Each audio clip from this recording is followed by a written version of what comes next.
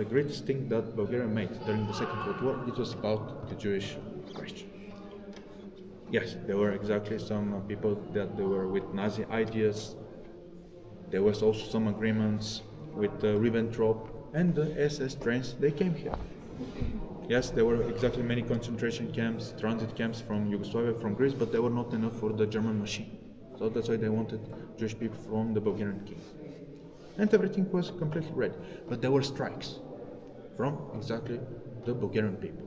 They defended their neighbors, their friends, their family, and just imagine, they were Orthodox priests that they sit on a train track saying, if you want the Jewish people, at first we have to pass through us. And one of the Bulgarian ministers, he gave a note to the Bulgarian king with the signs of other 43 ministers. If one Jewish foot leaves the country, there would be no government. You can see exactly all that pushes to the Bulgarian king. But after that, he made a document that at first that people, they're Bulgarians, and after that are Jewish people. That exactly is because of the ideology that exactly saved the Jewish people. Of course, there were many little talks between Hitler and Boris, and always he asked, what about the Jewish people? And always he said, I need them for the factories, I need them to work there. Sometimes also Ribbentrop suppressed the Bulgarian king, but he said, let's discuss that thing next time. I have now a problem with my tooth, I have to go to the dentist, I have a problem with my back because of the hiking. Yeah, excuse like that one. Always he exactly made the delays like that one. And you know, the greatest battle during the Second World War, maybe the greatest battle ever, it's the Battle of Stalingrad. That started 1942 in August and finished with extreme cold weather, general winter in the beginning of 1943 with the collapse of Nazi Germany. And after that, Nazi Germany started losing exactly many territories in the East Front. But Nazi Germany needed Bulgarian support for the oil fields in the territories of nowadays Ukraine. And that's why they needed Bulgarian support. But Bulgarian king refused to give anyone. Yes, there were legionnaires here. Bulgarians that they were with Nazi ideas, we call them legionnaires here, that they wanted to fight against the communists, the Bolsheviks. And Boris, he didn't give them passports, saying, you guys, you don't know what is the real meaning of war. So he didn't send any Bulgarian food to the East Front. So that's why I want to tell you, there is no shot bullet to Soviet army from Bulgaria. And after exactly that meeting in Berlin, 10 days later, Boris III, he felt bad, and in the next day, he died. And after that, the doctors, they made the examination, and they found that he was poisoned. And now we have three theses. Maybe the British spies, the Nazi spies, or the Soviet spies. Still, it's a very big question. We know that the poison came from one snake from Thailand. You know, this was also a colony of Britain, but also the Japanese Empire, they had they occupied the territories during the war, so that's why everyone, it's possible to do that thing. Everyone wanted to shake exactly the things here. And the next king of Bulgaria was only 8 years old. This was Simon II. And the Germans, they stopped exactly asking about the Jewish people because it will be very obvious that maybe they killed the king. But after that, the Bulgarians, they deported with ships from Constanța, which is in Romania, from Burgas, from Varna, that Jewish people to neutral lands, like Turkey. And I can tell that Bulgaria saved 55,000 Jewish people. And Bulgaria and Finland, they're the only Axis powers that they saved the Jewish people. And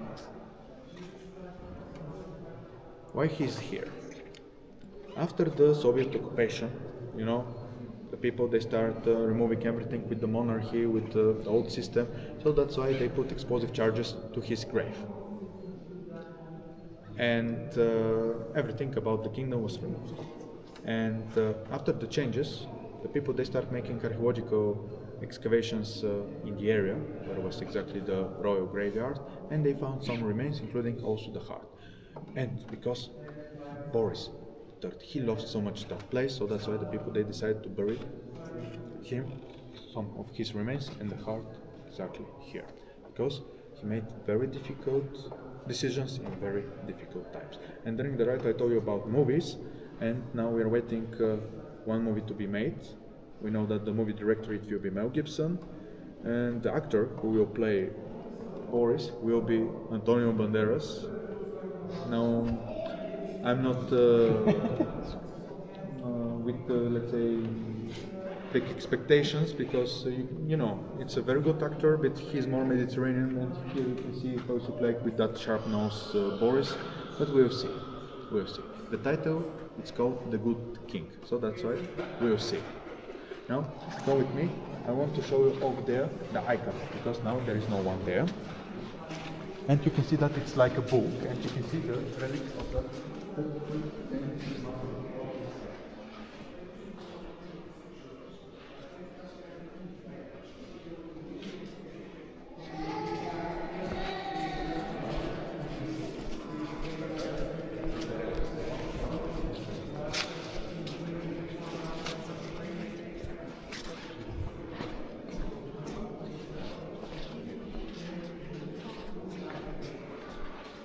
Well, the marble that you can see.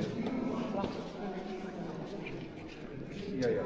It's from the neighbor mountain. There was a quartz, marble quartz.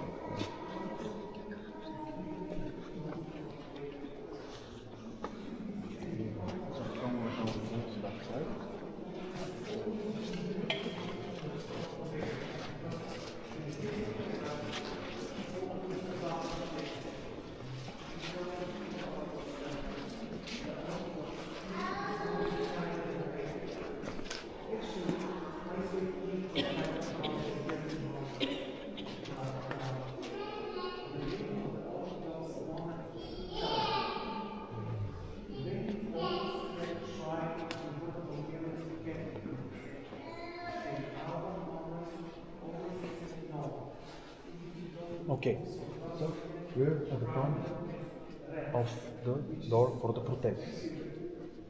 Now you can see different coat of arms of the geographical regions. I want to tell that monastery was with very big importance, not only for the Bulgarian lands, but also for all the Balkan Peninsula and East Europe. So that's why here you can see the coat of arms of Serbia, Bulgaria, Macedonia, Bosnia.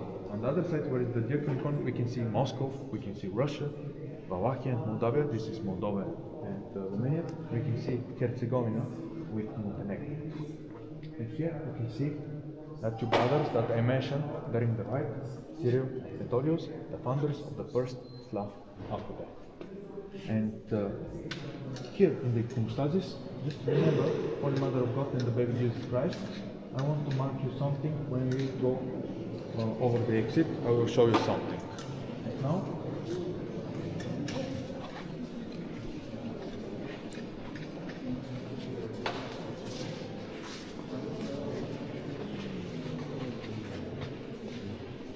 I want to tell you, in every functional church, there is a throne of God, which is the highest one.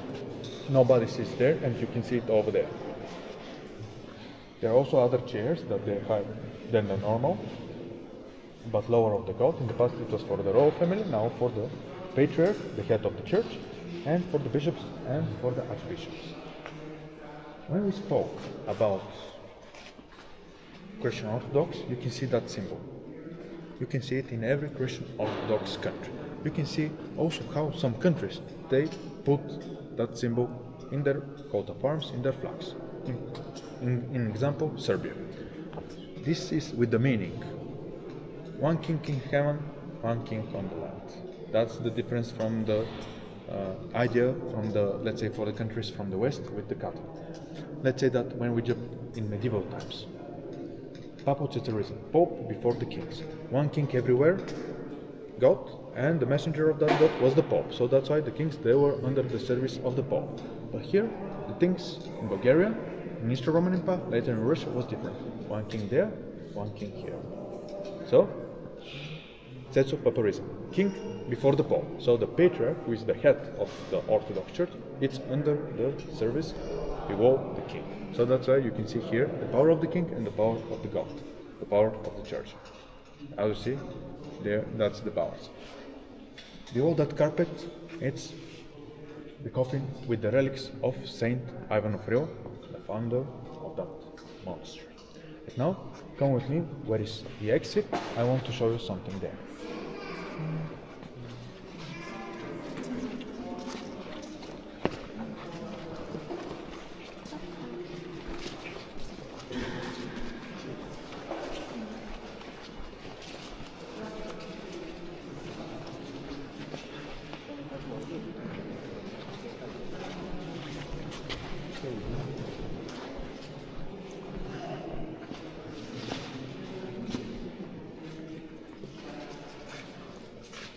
Now, just look over below. And you can see the funeral of Holy Mother of God. And you can see again how she resurrects like a baby in the hands of the rising Jesus Christ. That people that they were with me inside the Iron Church saw the same. I want to tell that the people, they kept the same canon more than 8 centuries.